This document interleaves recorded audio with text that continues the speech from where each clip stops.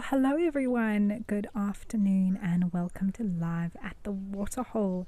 It is so good to be back with you today. My name is Amy and I'll be with you for the show. And we're starting off here at Tau Game Lodge in Matikwe Game Reserve with a beautiful crocodile. A little bit scary, but still beautiful crocodile that's lying here on the bank. Seems to be very relaxed at the moment, enjoying what looks to be what little sunshine there is available, and doing what crocs do best, lying here very, very still.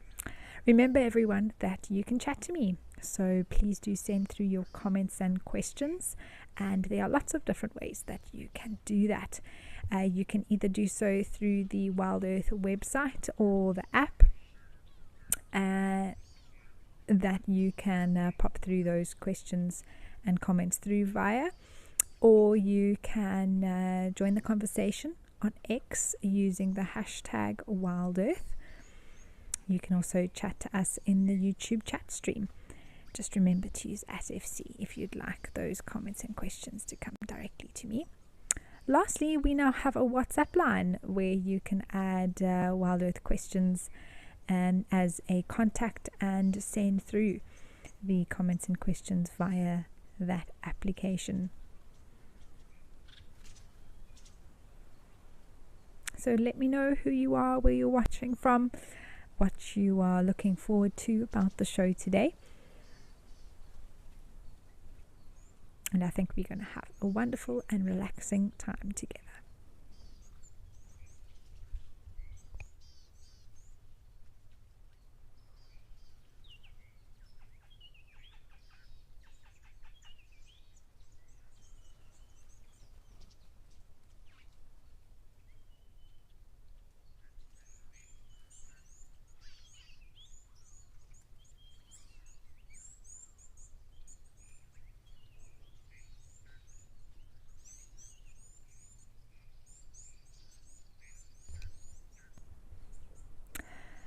To Penelope, Mercedes, hello. Thank you for joining us and saying hi. It's wonderful to have you on board. And indeed, happy Wednesday. I can't believe we're already on a Wednesday for many of you working class, standard Monday to Friday people. This is halfway through. You can look forward to the weekend. For us out here in the bush, sometimes it's difficult to tell one day from the next in terms of which day of the week it is.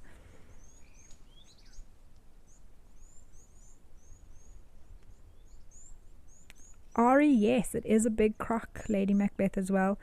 Big old croc just chilling there, doing his thing. Oh, there's some impalas. Looks like they're just sitting and doing some ruminating at the moment. Very well camouflaged with the tall, don't know if those are grasses, more like shrubs that are growing in these open areas.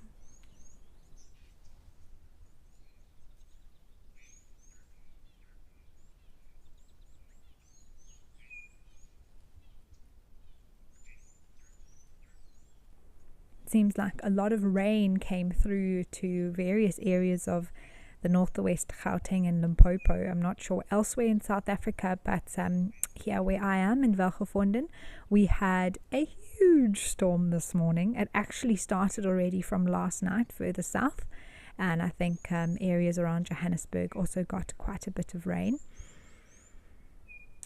It might even be more coming this afternoon, but it literally felt like someone had turned on the sun at certain points yesterday, or early hours of this morning, should I say, with the lightning that was around.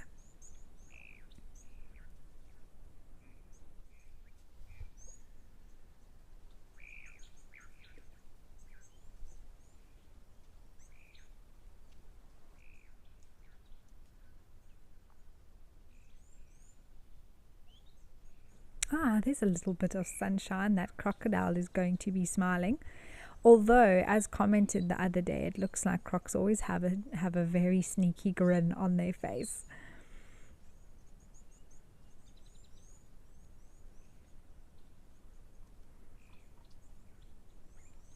It does look like he has a piece of grass or something stuck in his mouth.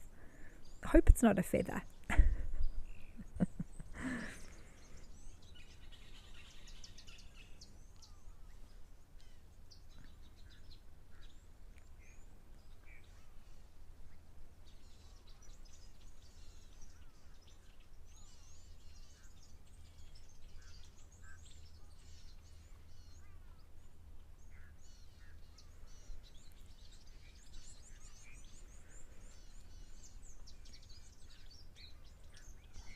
Wow, what a scene here at Tau. Really, it is so beautiful to see. And in just a few short months, this is going to transform once again. And definitely not be as green, but with the amount of rain, I think also in this area, it's been remarkably high this year. We should have a good amount of water to last the animals all the way till the end of the winter.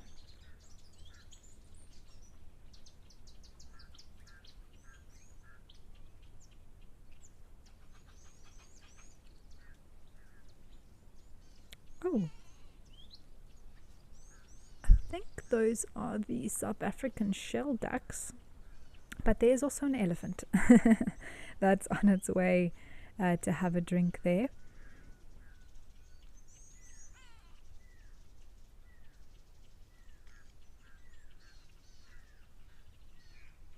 Looks like this elephant was in the sun too long, or had a bad spray tan, to be honest.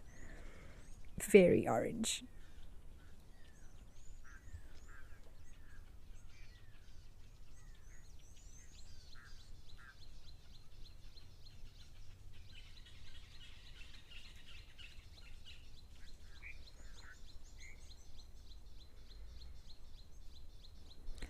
Mr. Ellie, hello. You are coming from Windy Harbour in the southwest of Western Australia. A very warm welcome to you. Thank you for joining us.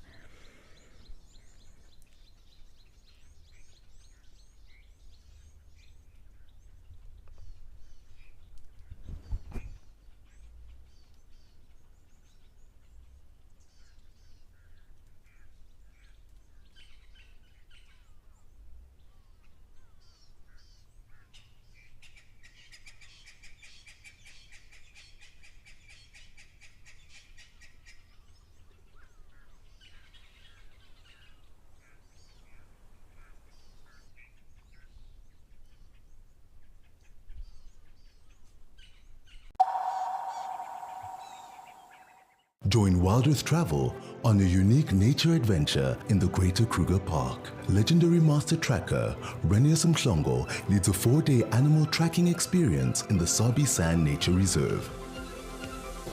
This experience offers a life-changing chance to track Africa's iconic animals on foot with a master of his craft. Renius is joined by Wild Earth presenter and expert storyteller Amy Krantz, and together they will connect you to Africa's wild heart. South Africa's wild places are closer than you think, because Federal Airlines brings them to you. From the calm of our FedAir lounge to the smooth boarding of our trusted fleet, we take care of the journey so you can enjoy the adventure. Our flights go beyond the ordinary, connecting you to South Africa's most remote and extraordinary locations. Federal Airlines, your gateway to the South African wild. My full name is Maxine Gaines. Most people that know me really well call me Max. I'm a mum. I have 2 boys. One is 16 years old and one is 14 years old. I'm a very, very proud mama of my 2 boys. I've just always been passionate about leopards. I'm passionate about their conservation. I'm just passionate about everything to do with leopards. I love them.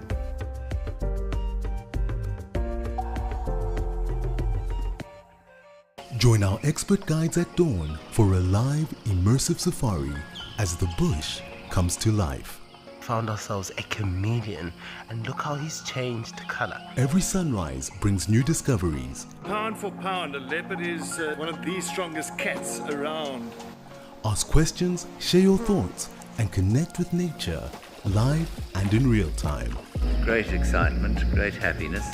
Start your day with adventure.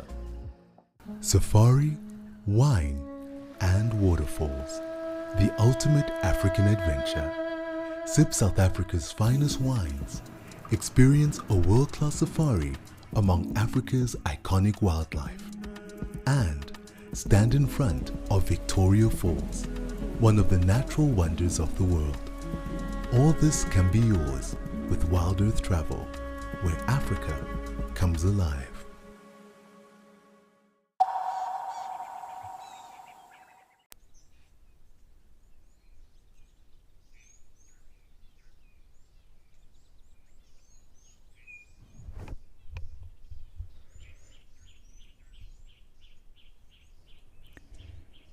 Well, this pair of shell ducks is really nice to see. They are here quite often, but we don't see them every day. And just a beautiful water bird. They are in pairs, and you would see on the left hand side is the male. He's sort of got this golden color with the completely gray head, and then the female has the sort of grey with a white face. Can be mistaken at a glance for a white-faced whistling duck, but they are seemingly a little bit larger and slightly different coloration as well.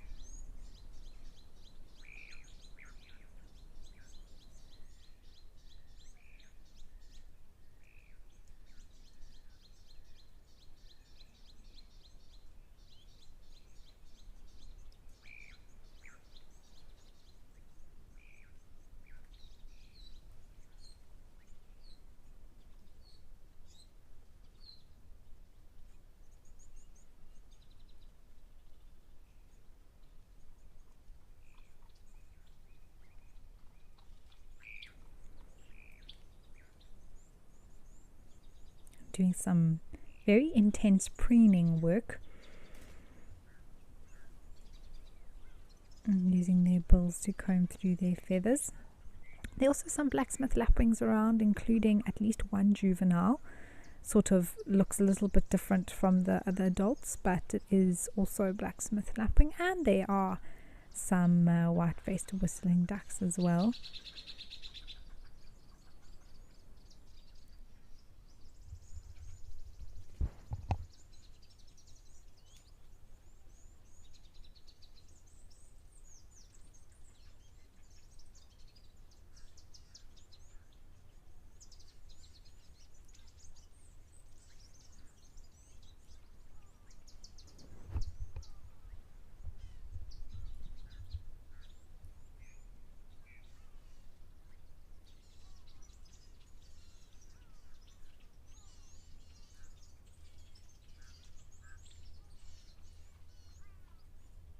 Oh, a big stretch there.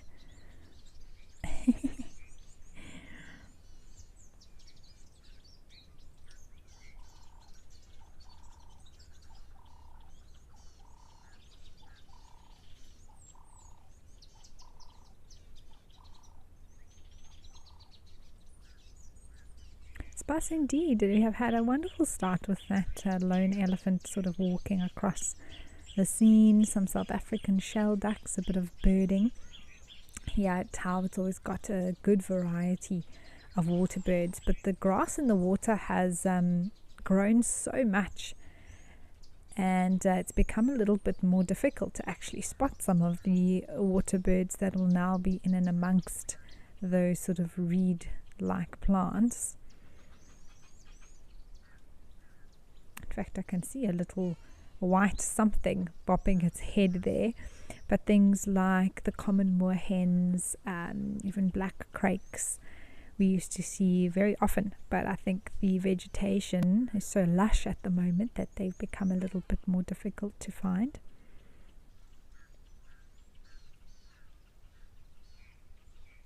Oh wow, there's a beautiful grey heron.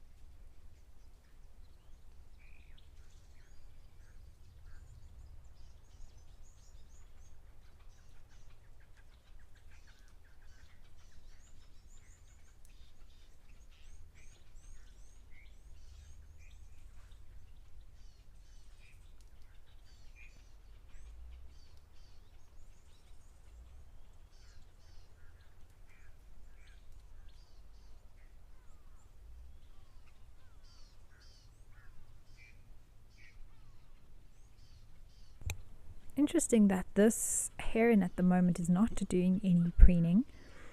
I wonder if it might move closer to the water. Often we see them foraging within the water, looking for things like fish and frogs, even other small little aquatic animals that may be able to find.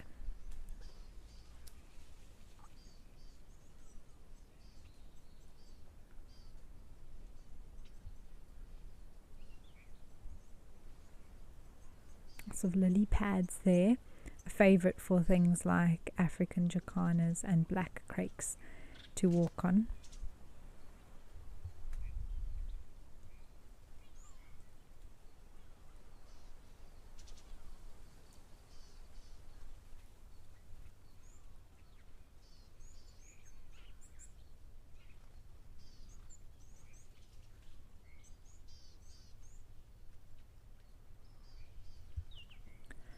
I'm sure sooner or later we will have some elephants that come down here as well.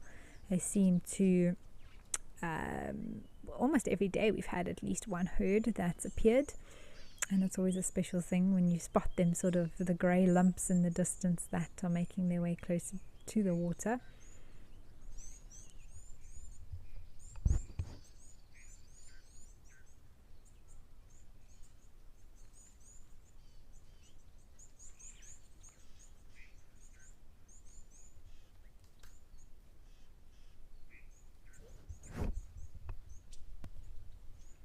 Wow, it is incredible to see how all the vegetation in the waterhole has grown. Goodness me. Oh, there is one of those birds I was talking about earlier. I think it's the common moorhen. Like I say, they've become so much more tricky to see.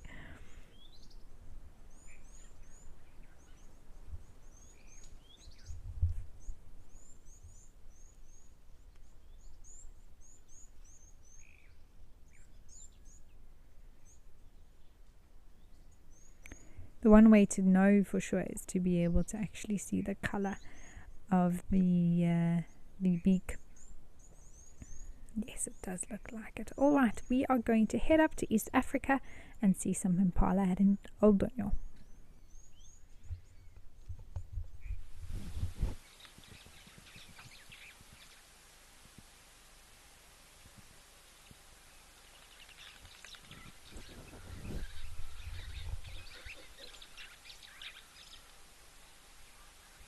Well, the sun is definitely shining here.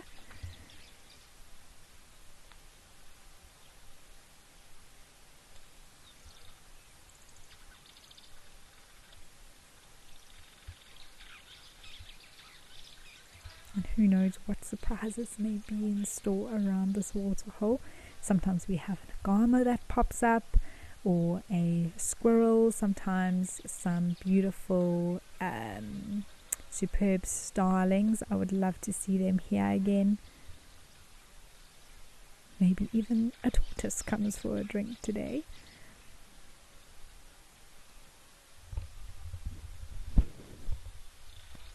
Ooh, look at the back there. That male is doing a little phlegm and grimace. He lifted up his nose and sort of his top lip as well, exposing his front teeth. It always is quite hilarious when they sniff a female's, basically her urine, but sometimes it is just from the back, her backside, and then tries to interpret it, letting the air that's filled with those chemicals flow over the organ of Jacobson. That's basically in the roof of the mouth.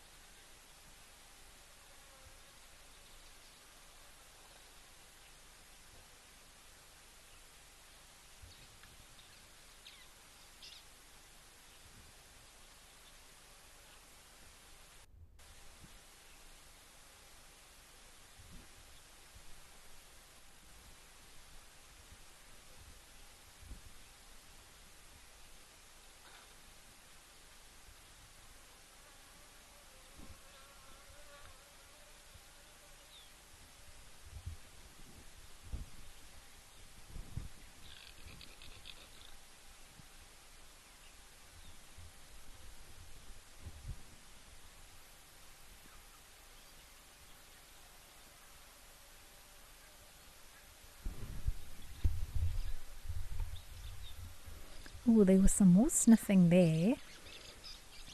Very intentionally.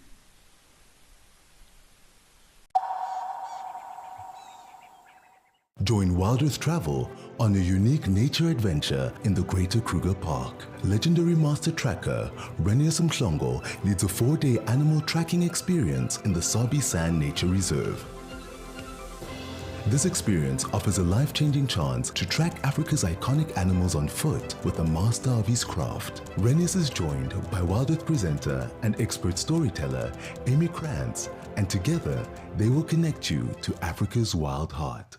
The Wild Earth Impact Foundation is a non-profit that uses the power of wildlife storytelling as a force for good. We create sustainable development projects that showcase conservation stories, empower people, and inspire environmental action. As a registered South African PBO, you can make a tax-deductible donation to the Wild Earth Impact Foundation. To find out more, visit our website.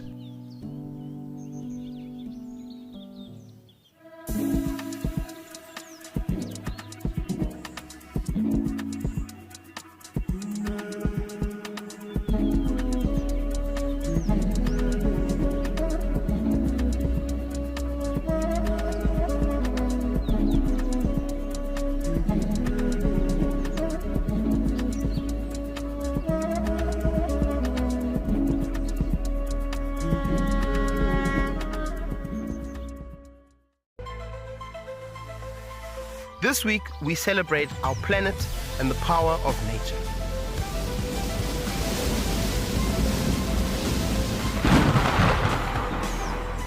It's all about the drive to power our planet by harnessing nature's energy. Join us live as we explore the exciting world of wild power. Earth Week, only on Wild Earth.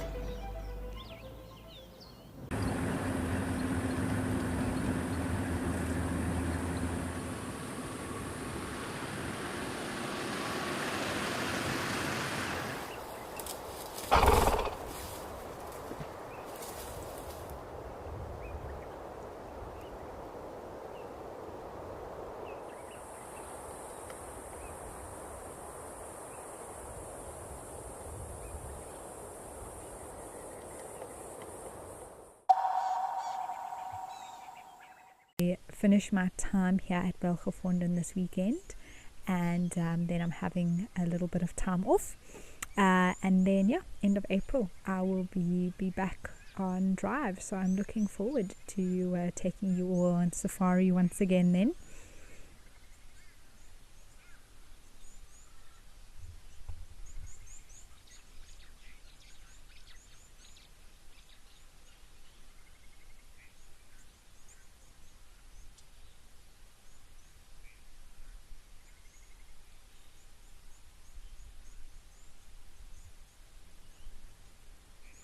Speaking of taking you on safari, we have the Track and Trails Wild Earth travel trip that is happening in September, and it's going to be incredible. What an opportunity to join myself as well as Renius Mhlongo, who is a legendary Shangaan tracker. We're going to be staying in the heart of Kruger at the Untamed Kruger camps, both the Chokwan River and Sotara Plains camps, which I am just so excited for, to be able to guide you through that experience and head off on foot in the bush. It's just going to be amazing. There are limited spaces left, so if you are interested and would like to know any more info about that, you can head over to wildearth.travel for any inquiries.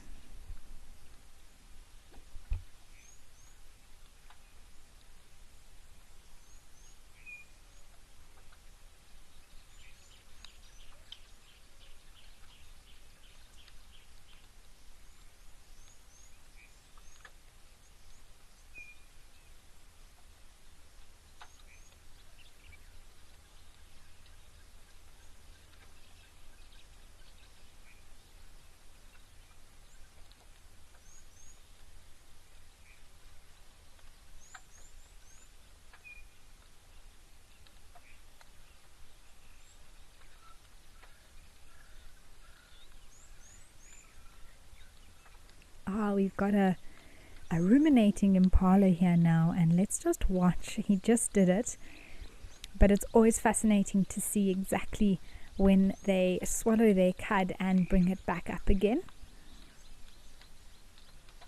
So he's going to chew and chew and chew and chew, and at some point in the near future he's going to stop chewing and swallow, and then within a second or two he'll bring that cud, there we go, and up it shoots straight up the neck. It's like this automatic mechanism that just happens, and I found it fascinating to watch. Probably out of all the ruminants, the giraffe is the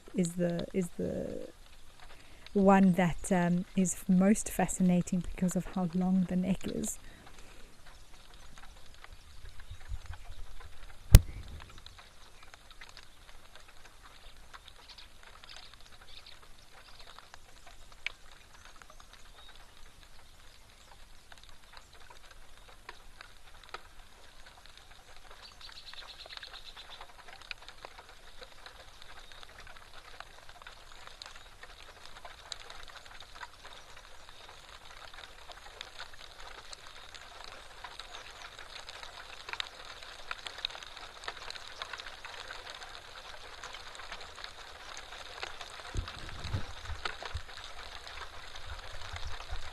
Oh wow, here we have a bit of rain.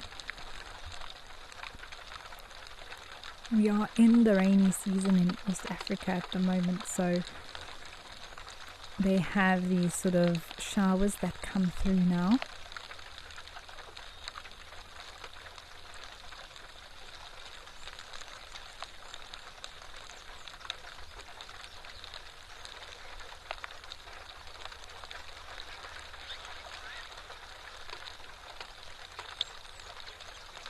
It looks like rather large drops that are falling. It's one of those sort of showers that I don't think is going to last too long.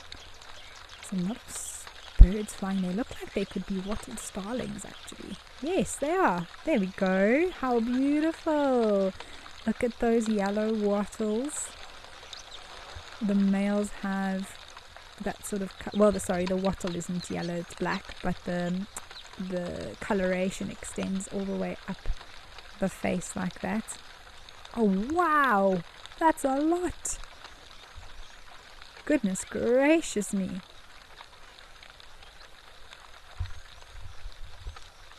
The one left there was like, hey guys, where did you all go?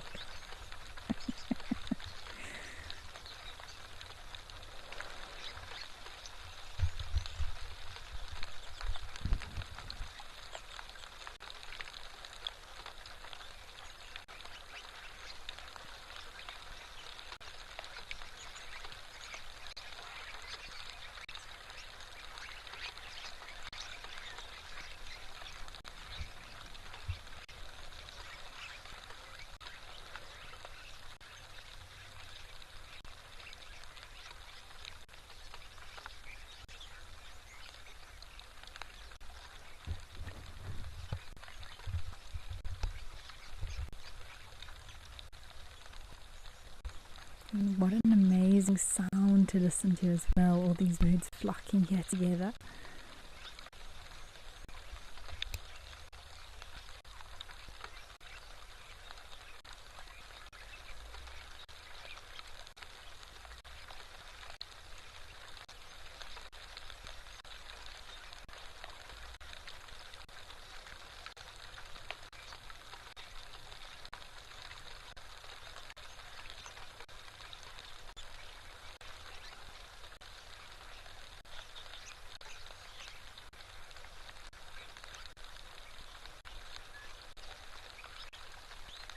And they are known to be gregarious or grouping socially from tens to thousands. So it's no surprise that we are seeing so many here in this spot.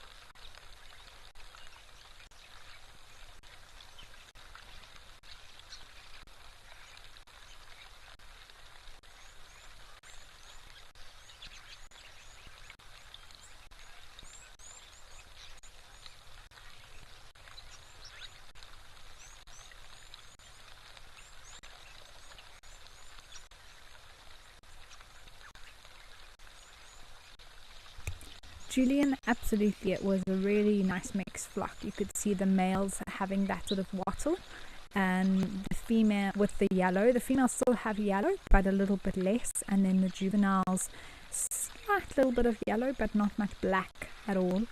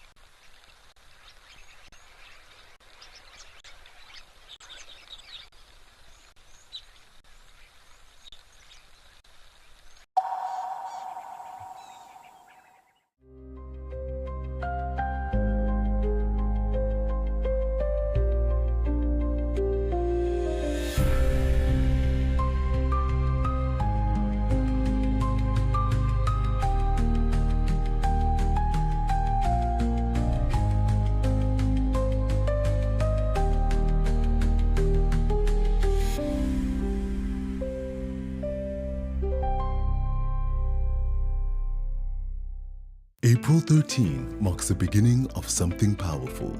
Wild Earth is launching a special fundraising drive for our non-profit, the Wild Earth Impact Foundation. We're raising funds to source, create, and showcase thousands of untold stories. Stories that spark real action in conservation and social impact. Join our live fireside chat to learn more and explore how you can become a founding donor. My full name is Maxine Gaines. Best part of the job, gosh, I just love everything about guiding. I love being able to observe animal behavior and animals behaving naturally. So for me, that's by far the best part of the job. And so what we do here at Wild Earth is develop those connections with the people that are viewing, and maybe just light a little spark that says, you know what, I want to be involved in protecting this ecosystem. Step away from your daily stress and escape into nature with Wild Earth. Immerse yourself in the wilderness and become part of the natural landscape. Watch as everything comes alive. Join us as we slow down our thoughts, put aside our distractions, and reconnect with the wild. Are you ready for the adventure of a lifetime? Wild Earth Travel's newsletter is your passport to a magical journey. Explore exclusive travel options featuring special offers at stunning Wild Earth locations, and all hosted by your favorite presenters. Don't miss out. Head over to our website and subscribe to the Wild Earth Travel newsletter today and stay in the know on all our unforgettable adventures. Wild Earth Travel, where Africa comes alive.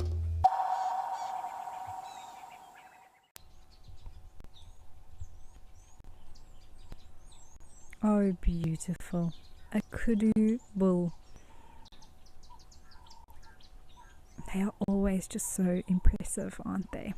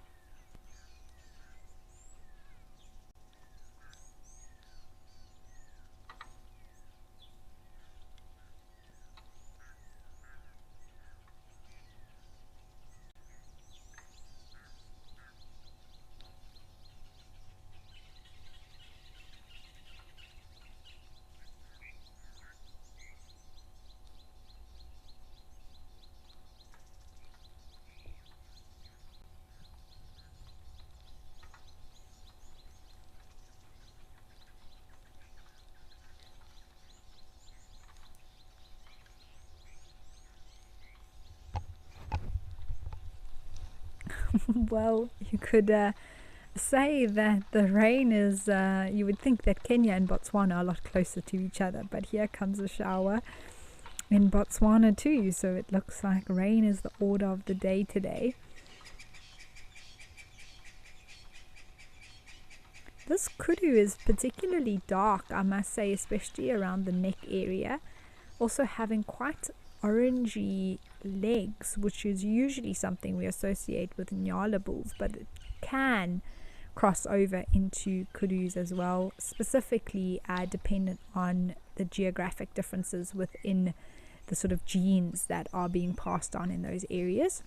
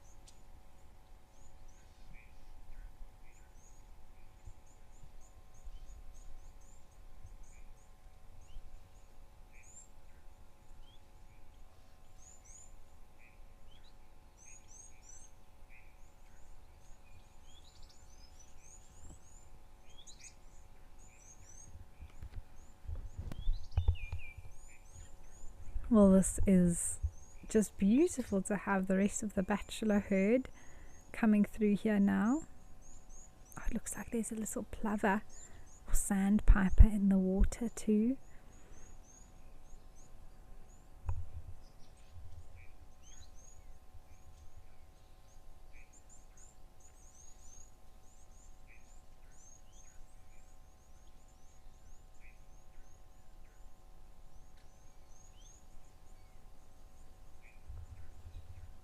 Haley is beautiful. In fact, they all are just beautiful. This one that we can see now has particularly nice white stripes coming down the side of his body.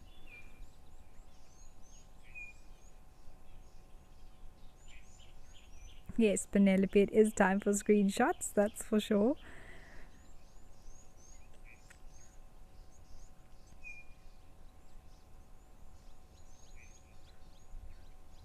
Mindy, most certainly. Kudu and Inyala are from the same group as well as Eland, the spiral horned family. So they are very closely related in terms of antelopes and species.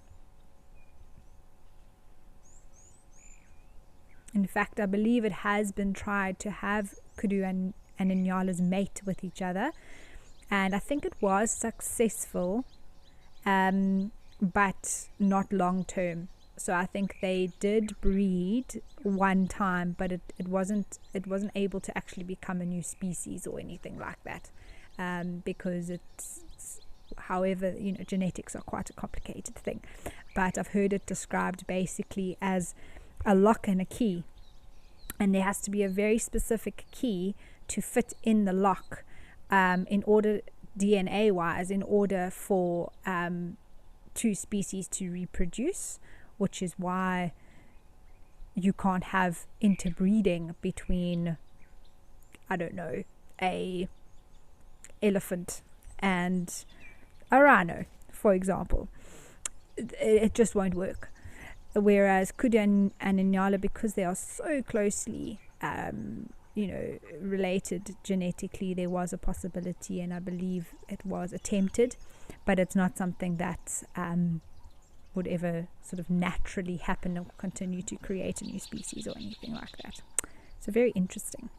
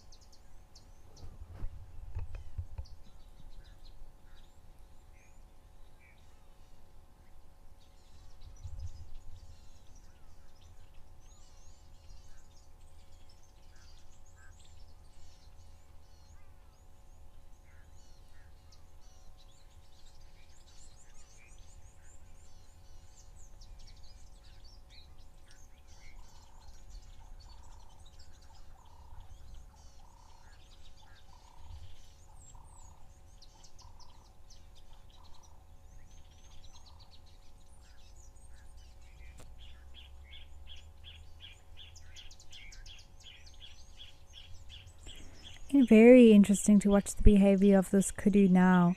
I think it's actually eating a bit of soil, licking the ground there. And it's actually not an odd thing to see. Many animals do that to get in other minerals, salts and things like that from the soil. Could also be where another kudu urinated, for example, and sometimes that attracts the same species to that spot, and they're really trying to get a good sniff. Although I haven't seen a phlegm and grimace from that particular boy, so I think it's more likely that he's just snacking on some soil there.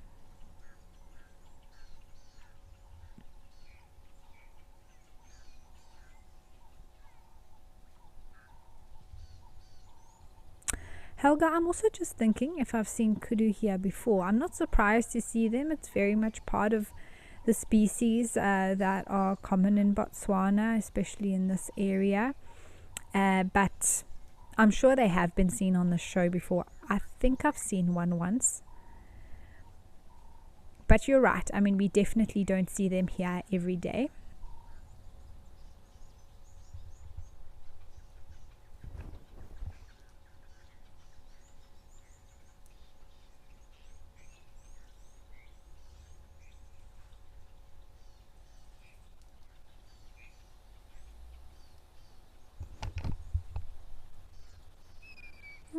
Moved off in a little bit of a flash there.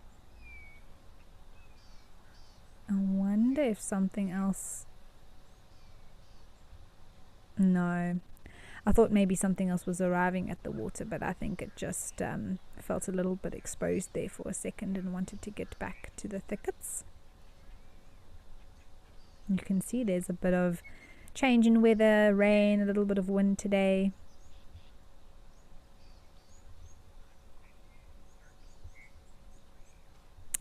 May, hello. It is so good to be with you, and thank you for saying hi. And yes, I also love their spiral horns.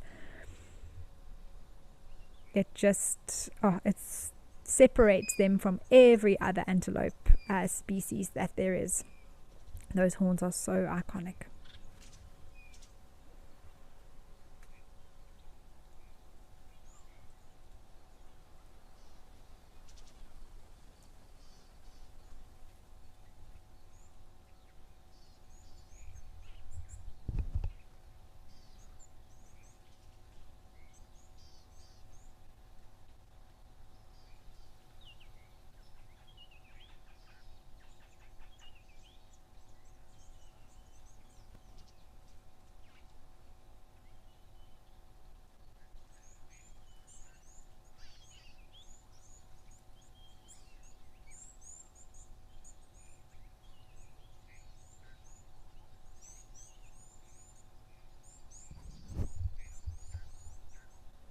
Well, it does seem that these kudus have moved off, but that was awesome. Wow, what a sighting. Let's head back over to the crocodile.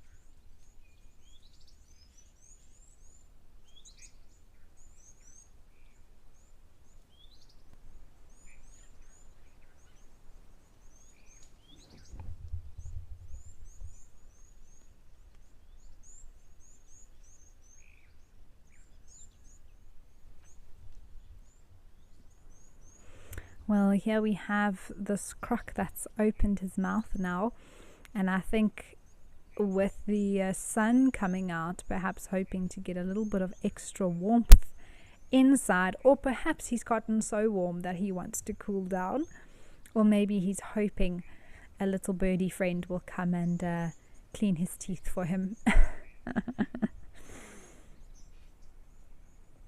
Now, we did have a few questions about this croc earlier. Prem, you're watching from Manchester in England, and you want to know, what do crocodiles feed on, as well as how often do they eat? So, Prem, it depends, I think, is the answer to both of those questions. Crocs really can eat anything. They are opportunistic apex predators. But what they mostly eat, what's most commonly available to them, is that of catfish within waterholes and river systems. However, they can eat anything that comes within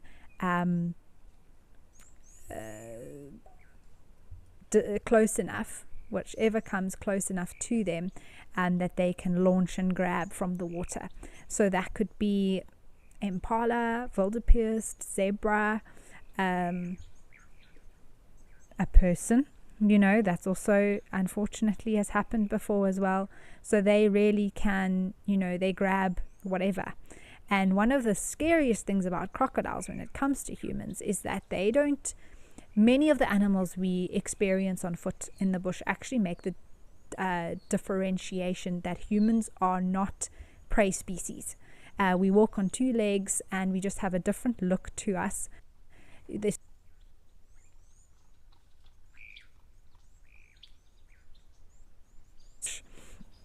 And so, potentially dangerous animals will treat us differently, which is why it is safe under the right guidance to be able to walk in the bush. But crocodiles will grab whatever comes close enough. So it's very important to be careful around water sources. In terms of how often they eat, it could be every day, it could be once a week, it can even be once a year. They can survive if they have one meal and there's very little around. They can slow down that metabolism right down to next to nothing and be able to survive on just one meal a year if they need to.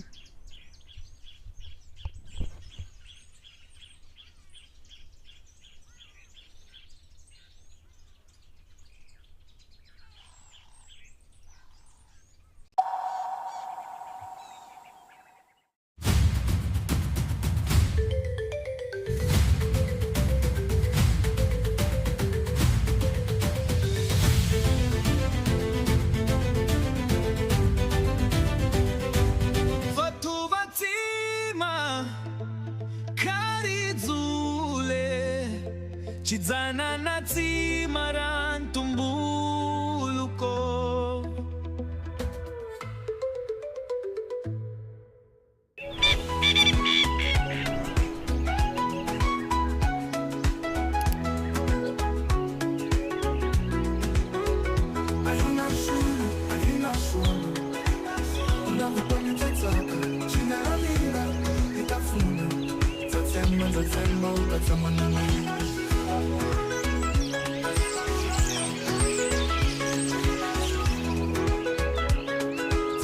Nzatsemba utatsama na mina.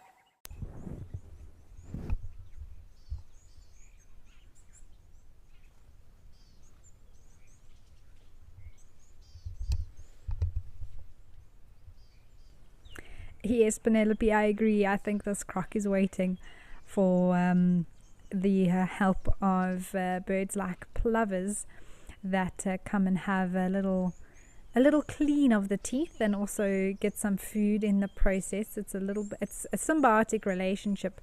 I actually haven't seen it happen before myself, but I know that it does.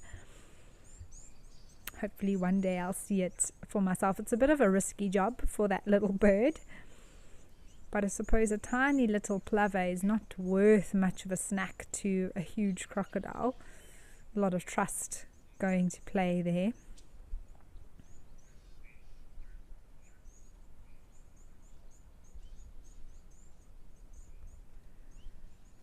Roy, you've asked an interesting question with regards to wondering how many animals have multiple sets of teeth other than elephants. So when it comes to mammals, it is quite a rarity. It's not something that we see very often.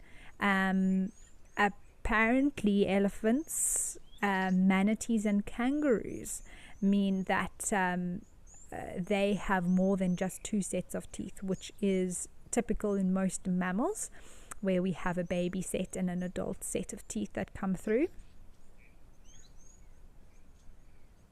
Whereas something like, a crocodile, as we just said, have multiple sets, and sharks are another. So it's definitely not very common throughout all animals. Most just have sort of the set that come through when they're little, and then as they grow they get another set that will last them the rest of their life. I think of things like rats, or part of the rodent family. That distinguishes them is their ever-growing front teeth, which are managed by constant gnawing. So you get that sort of rodent typical gnawing at something that grinds down those front teeth.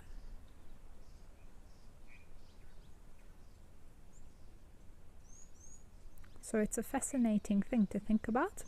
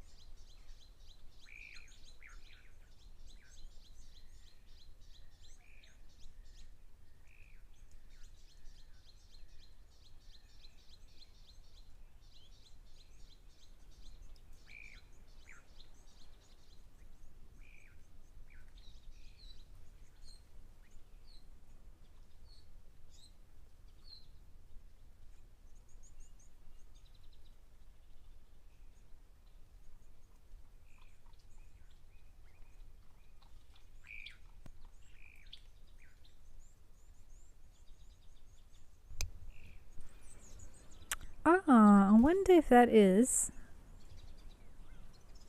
it is the black-headed heron. That's cool. So we had the grey-headed earlier, and I was wondering if we might see the black-headed here.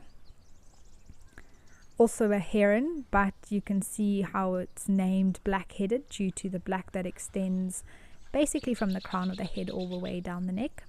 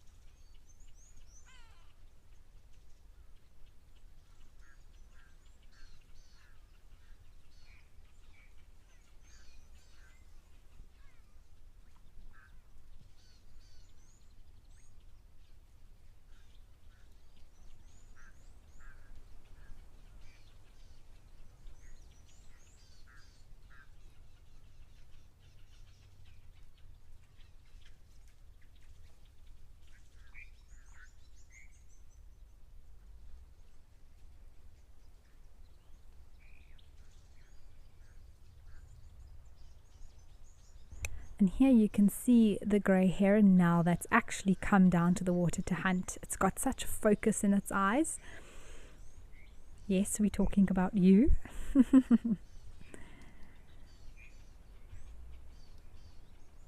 And it's interesting to make that differentiation between the black and the grey and the different habitats that they occupy, in terms of the grey being much more associated with water and in the water hunting, whereas the grey heron may be close to water but much more in the grasslands where it's looking for food.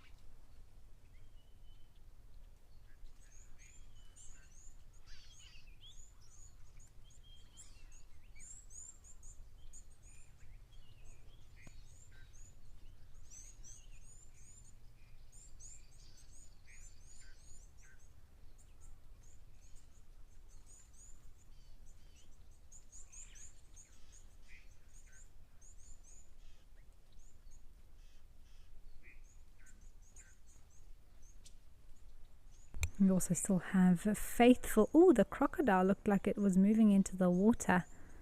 But there is an Egyptian goose there. I think I saw the croco moving. It was sort of its tail. It was in a completely different position.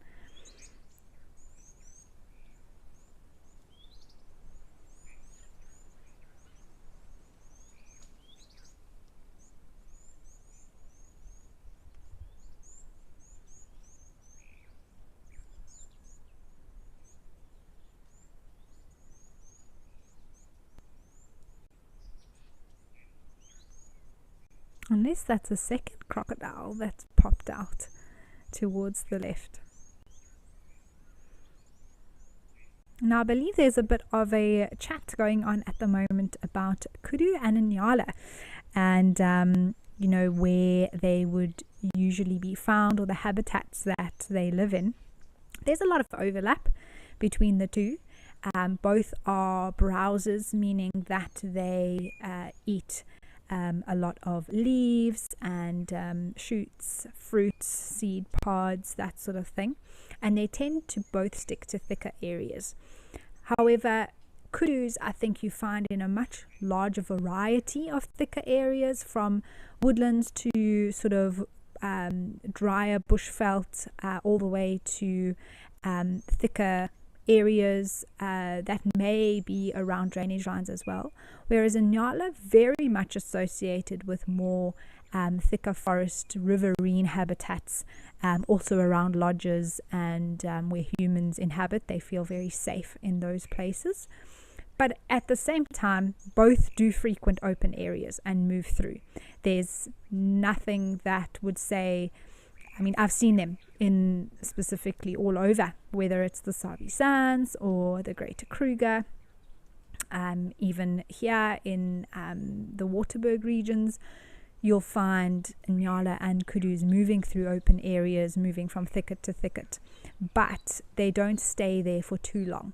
So they'll come into the open, maybe if there's a tree that's fruiting or flowering or something like that might draw them out, but their sort of safe space is in the thickets, due to their diet that brings them in that area, but also for safety and being quite nervous animals for the most part.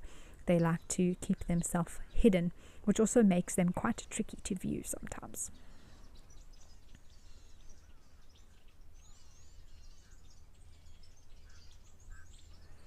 But in comparison to other animals that we refer to as plains game, kudu and inyala would not sort of fall into that category, and we would usually sit them with the more sort of bush or thicket dwelling animals, although they can definitely be seen across the plains from time to time.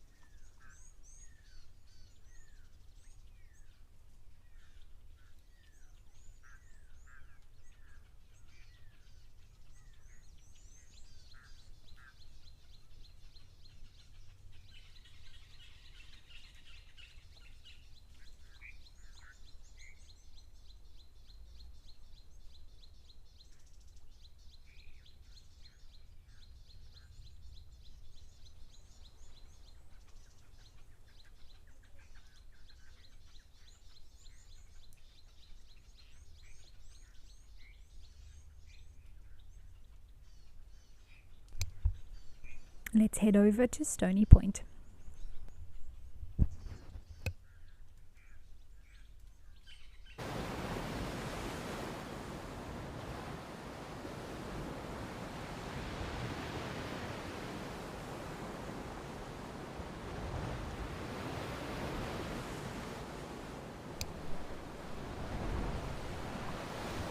Well, these little guys are always just the cutest, and what a view we have here of this Dusty rock hyrax.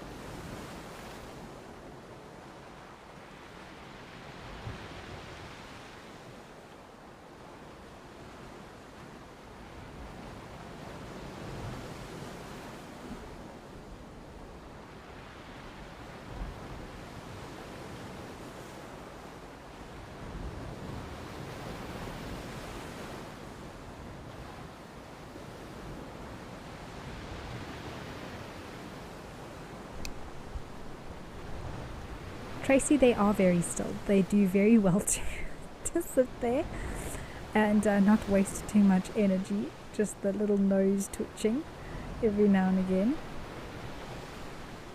And yes, Mindy, they do have koala bear-like properties to them. Slightly different, but I know what you're saying.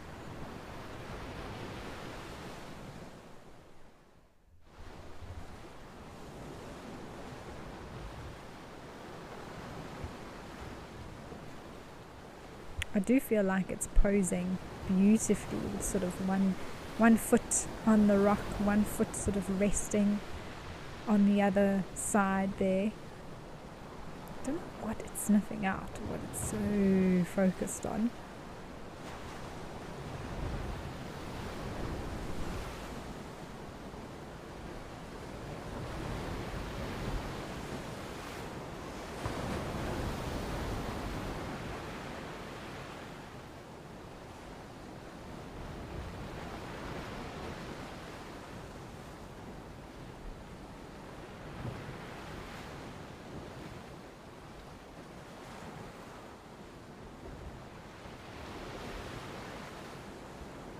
Sandy, you're asking how we spell the name of these little guys. So if you're referring to the word Dassie, it's Dassie.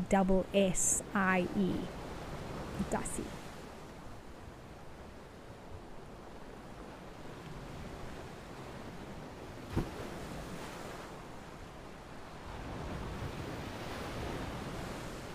Looks like it's the king of the castle sitting up there. I'm not sure where all the others are today.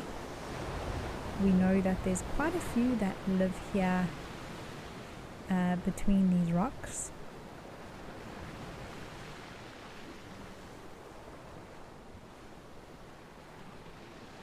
Ah, there's the rest of the gang.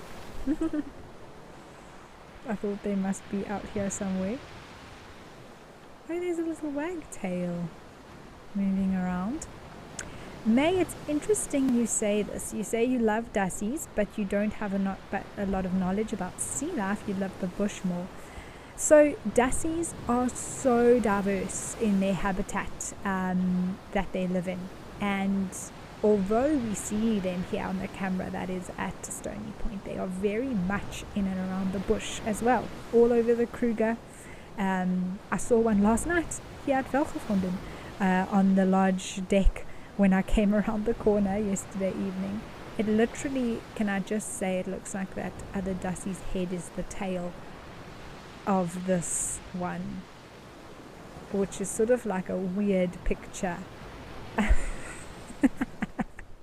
to have.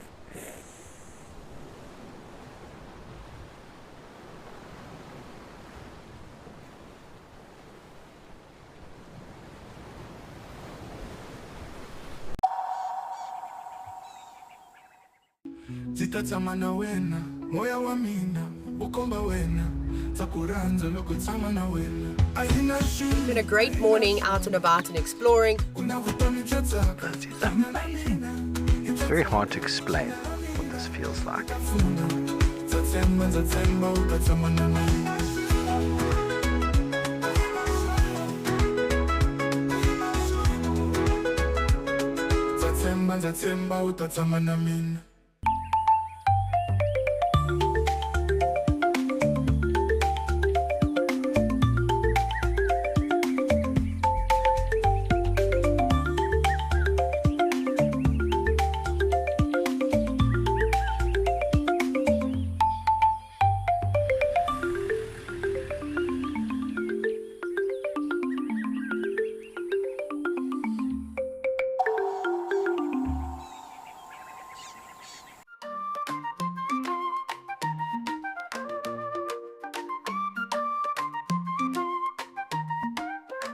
Ahina nchumo, ahina maka.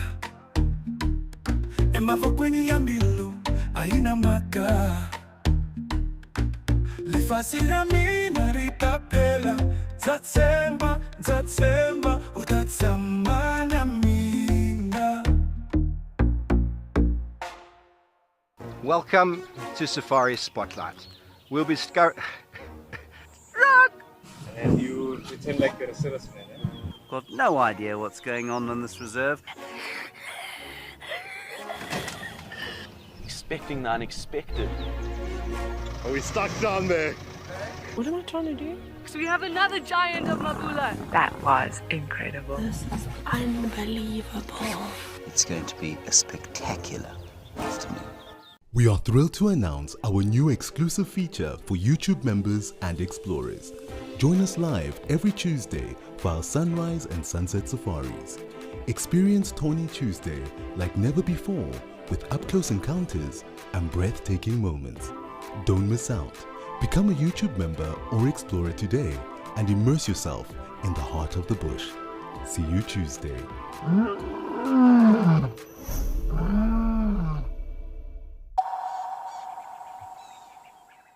When I was doing the show, we had one mom with 3 little ones. They were still suckling, so that was very sweet to see.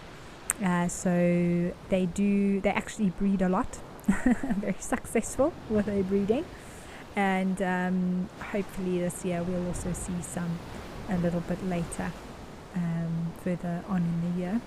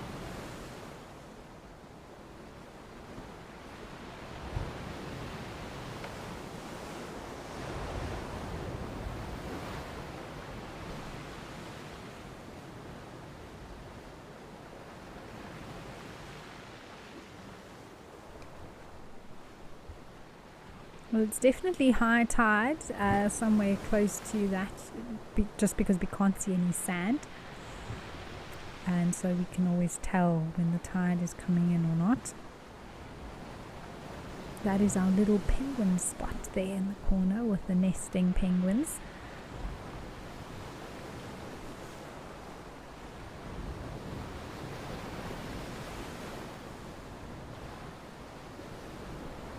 Looking very cozy there. Eyes are just opening slightly.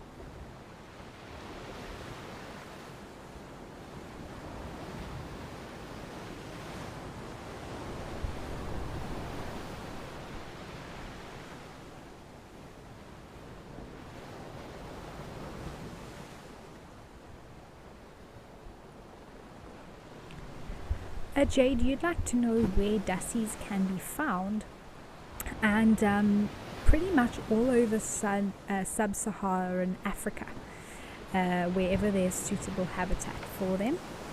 So they're very widespread in South Africa in particular. They can be found all the way from sort of Cape Point to the northernmost tip of South Africa. So they really, as long as there's suitable habitat, for a rock hyrax, they need to be within the rocks. Oh, there are some penguins that just popped up. That was not kelp that time. That was definitely penguins. And then also you get tree dassies, so suitable habitat for them as well. So it does vary, but really, really a widespread animal.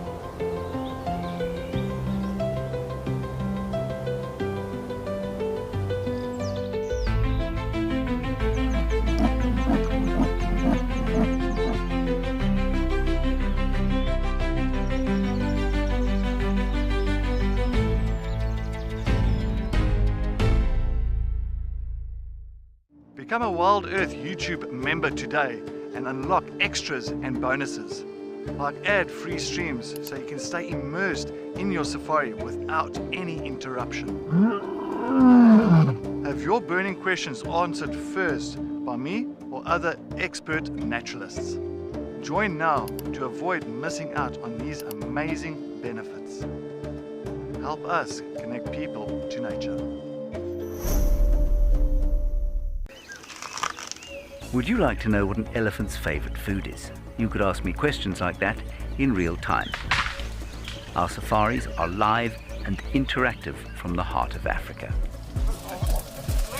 The poaching over here. Watch Safari Live and connect with nature.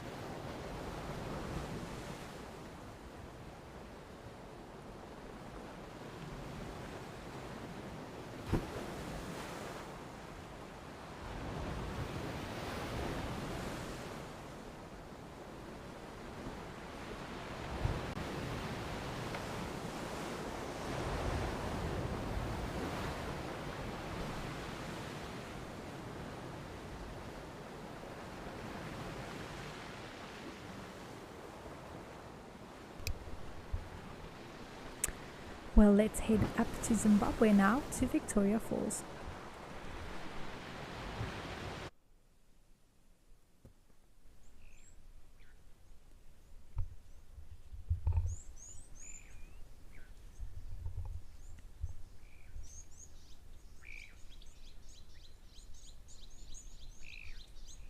Well, here we have some vultures. I'm sure they enjoyed the snack they had about an hour ago, but often they do still hang out around the waterhole.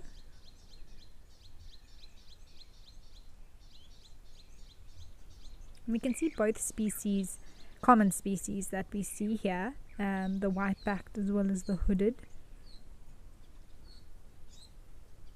The white-backed being a little bit larger in size.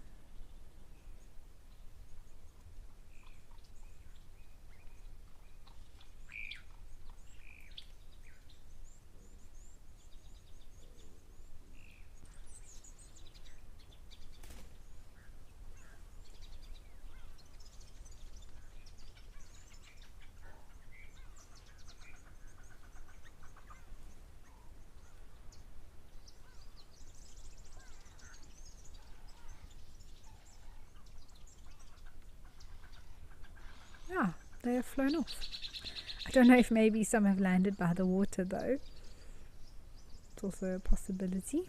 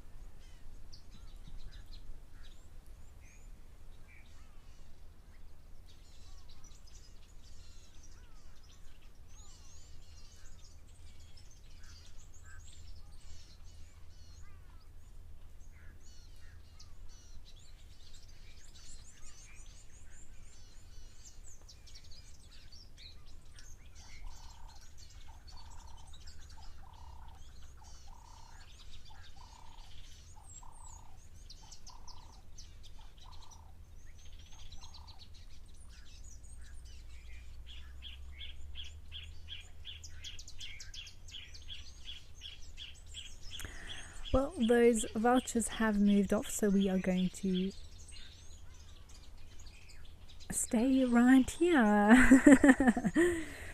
We are hopefully going to head somewhere else soon, but for now we'll just enjoy the sounds here at Vic Falls Safari Lodge from the sky camera, which is a very cool thing that has been included here. There we go, to give us a sort of bird's eye view, as it were.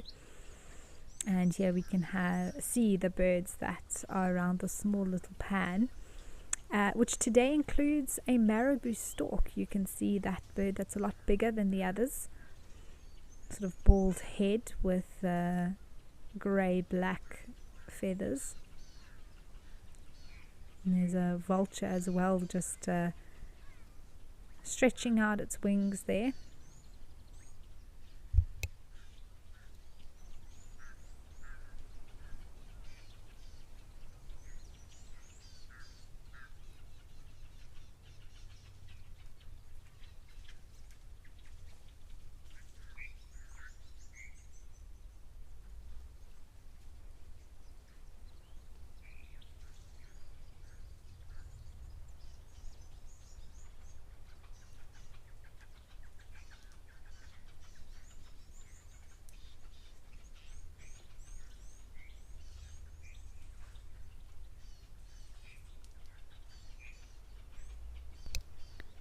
Looks like that marabou stork found a little bit of bone there that it's just swallowed.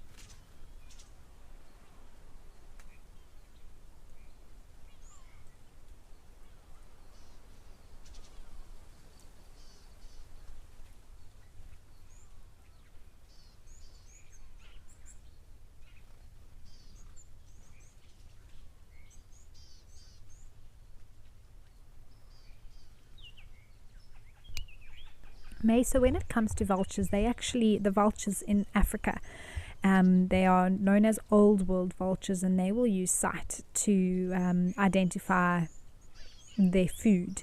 Not so much their prey, because they don't actively hunt, not to say they've never hunted before, but generally they are scavengers. So they will be using sight from very high up in the sky to actually locate carcasses most of the time. And that is what they are using, the sense that they're using to find food, essentially.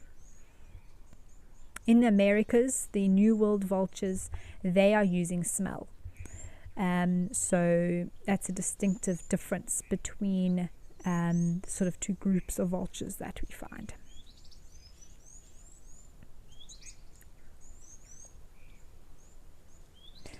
Oh, I do apologize, we lost the feed there, but I've come over to Madikwe, to Jamala here, which is close by to Tau.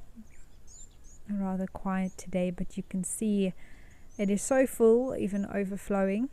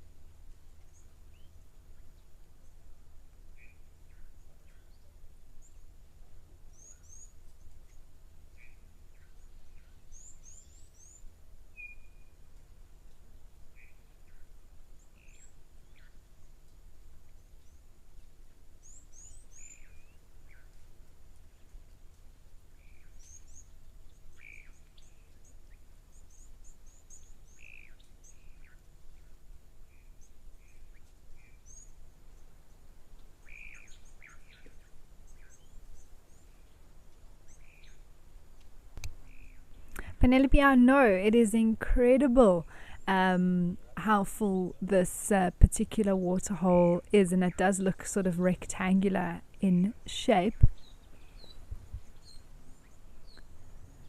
much like a 200-meter swimming pool.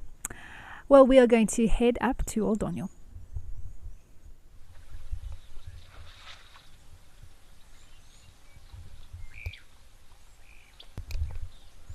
Oh, hooray! An elephant has decided to grace us with his presence here in Kenya, and what an awesome sight it is.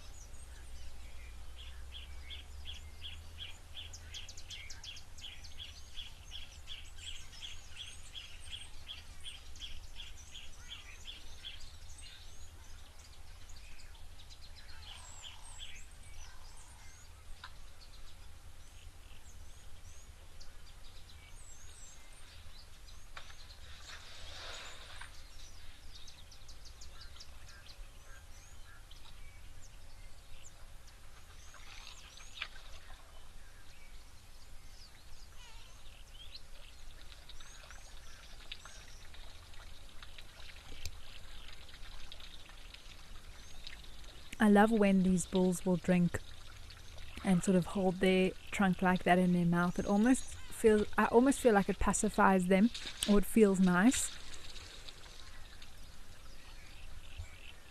It sort of fits perfectly against their palate. Pat, I haven't. I haven't seen a live elephant birth. It's top on my list in terms of animal births to be able to witness. I have seen a very newborn little one.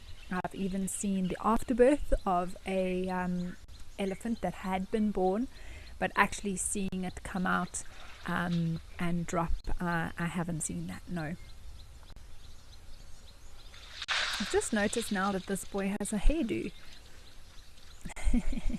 Clearly, he flicked some grass on his back or on his head.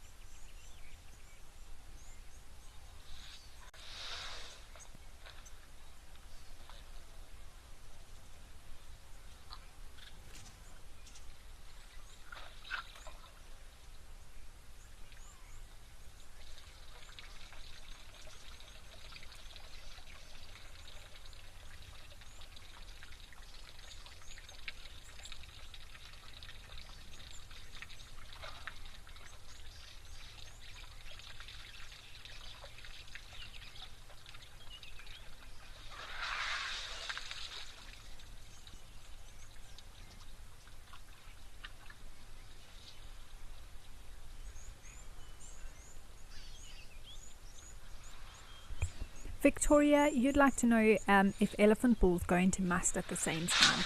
No, they don't. It is somewhat random, somewhat environmentally activated, if you can put it that way, but it's something that the body goes through in terms of being a male elephant, and it's usually quite suppressed up until ages of 30 plus, because you've got other older dominant bulls that are in must and are mating with females, and the younger boys can't really get a show in at all until much later in their life. But it's one of those little mysteries in nature, I must say, in terms of what triggers it. Why do some bulls go into must for longer than others? I mean, there can be bulls that are in must for 9 months of the year, and that's been recorded before. So it's one of those things where I think it's very much dependent on region, as well as perhaps female hormones and chemical signals that are given in terms of when must comes to be in a bull elephant. But they don't all go into it at the same time. There's no sort of fixed season, okay, now it's time for elephant bulls to be in must. And that's why when you're out on drive or even on a walk, one of the first things I check when coming across a male elephant is the penile sheath, to see if it's dripping or not. Because that just immediately tells you, okay, not to say that elephant bulls that aren't in must can't be dangerous. They most certainly can be. But it's just one of those little things that can help you in your decision making if you do need to be a little bit more cautious or understand what that animal is feeling and thinking in that moment.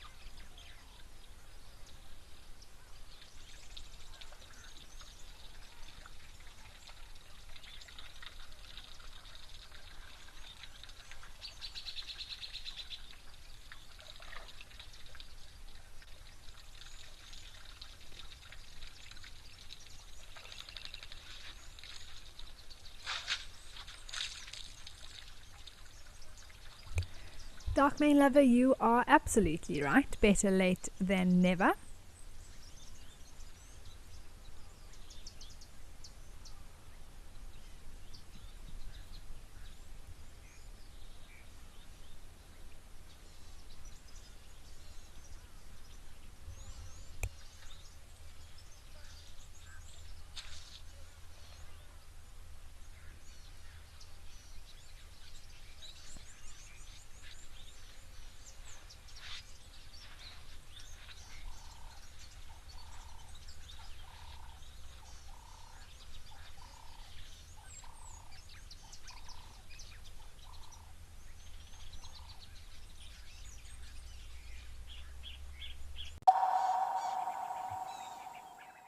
For years, we've shared virtual wildlife. Now, let's experience it for real. I'm Lauren Arthur, and I'd love to show you my amazing home here in the Greater Kruger of South Africa. This 5-night journey is an exclusive connection to my piece of untamed Africa. I live here in these gorgeous landscapes surrounded by epic wildlife. The wild is calling, so come and join me. Become a Wild Earth YouTube member and unlock exclusive bonuses and benefits. Enjoy uninterrupted, ad-free streams so you can stay immersed in nature. Have your burning questions answered first by me or other expert naturalists. Enjoy exclusive access to special broadcasts and videos. And help us to connect people to nature.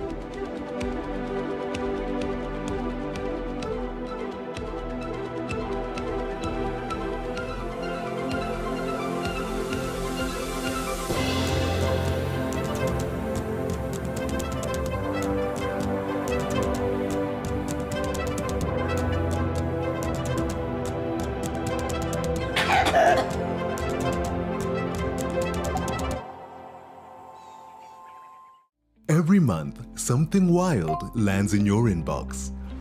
From rare sightings and behind-the-scenes secrets to expert stories, seasonal changes, and exclusive travel opportunities, the Wild Earth Journal is your free monthly mailer, packed with the magic of the wild straight from the field. It's fun, it's free, it's full of surprises. Sign up now on the Wild Earth website.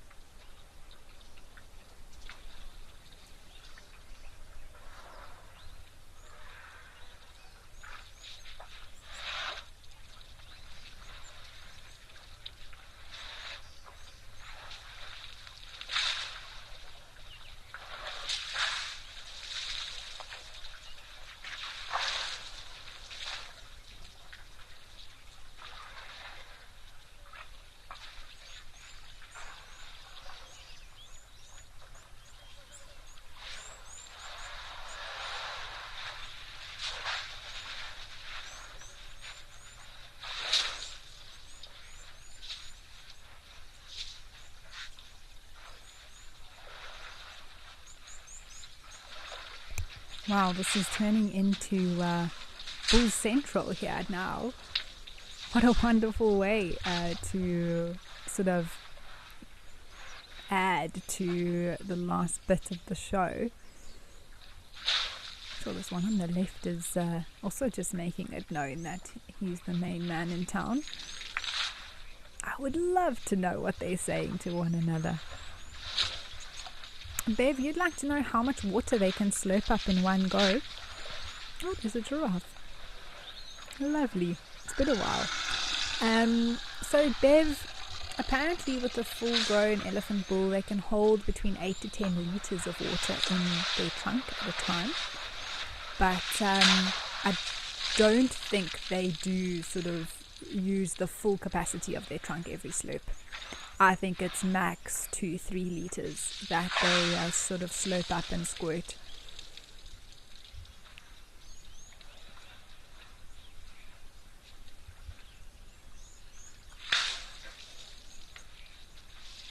Maybe when they are spraying on themselves, they tend to take a lot more to sort of get that sprayed quicker. But when they're drinking, because they seem to come and drink quite a lot and take up quite a bit of water at a time, I think they are probably average around 4 to 5 liters maybe per slope.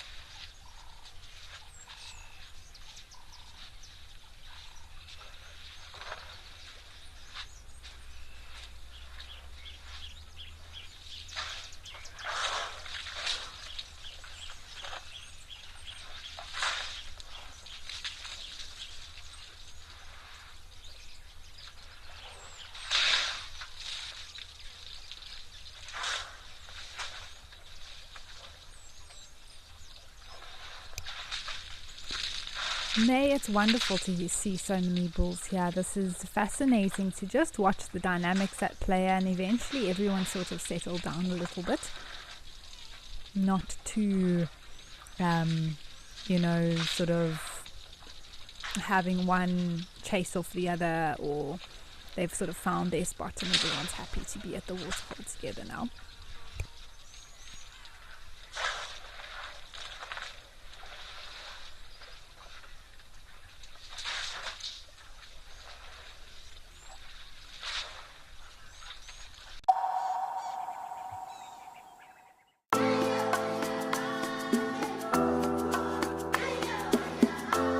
We have just had our efforts paid off.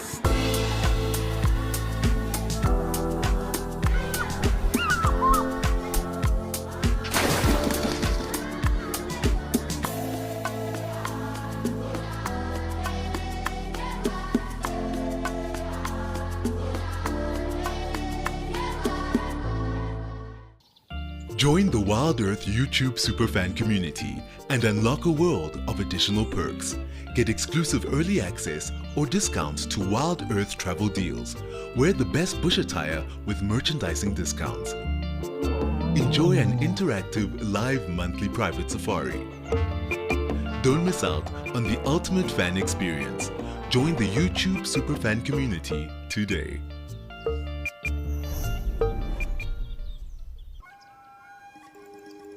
Do you want to know why impala are the most common antelope we find here in the Kruger National Park? You can ask me questions like this in real time. Our safaris are live and interactive here in the heart of Africa. Join me on Safari Live. Connect with nature.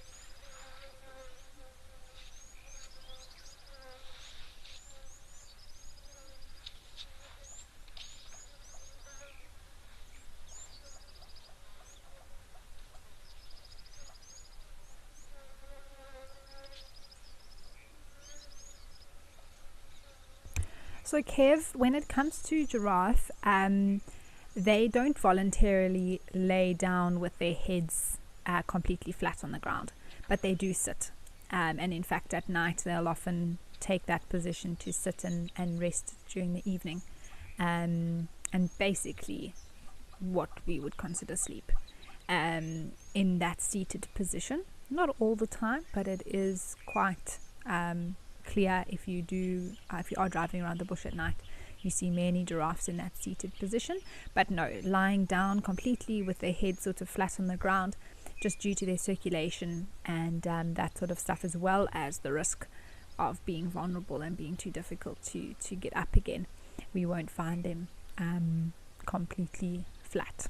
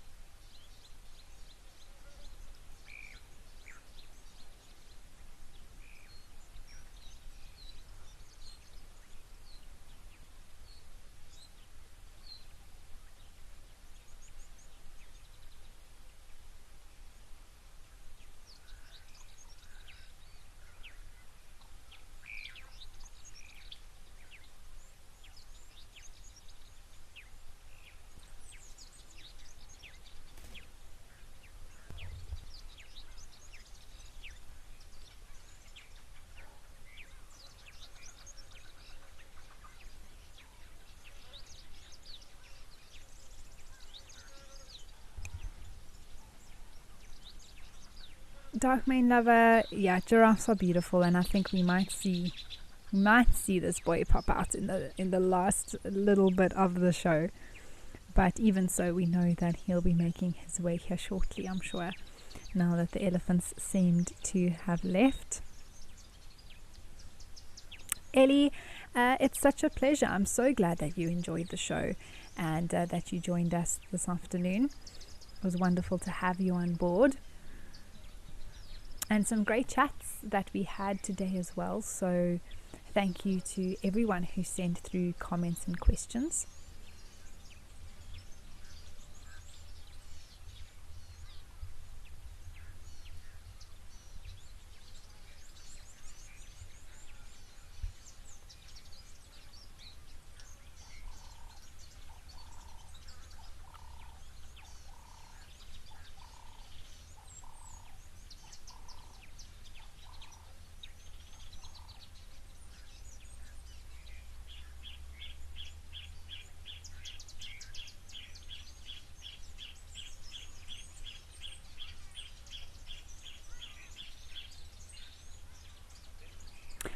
May, it's a pleasure. Thank you as well for joining us. And yes, we do wish you all a pleasant day or evening ahead, depending where you are in the world. And I will see you all again on the Waterhole show tomorrow. From us and the team here, it's goodbye for now.